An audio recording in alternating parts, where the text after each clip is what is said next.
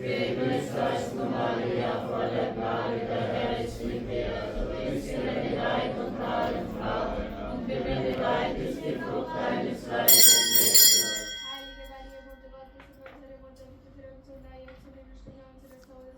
Ehre sei dem Vater, Ehre sei dem Sohn, Ehre sei dem Heiligen Geist. Ehre sei dem Anfang, sei jetzt und alle Zeit und in Ewigkeit.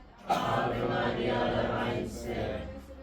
Vater unser, der du bist im Himmel, geheiligt werde dein Name.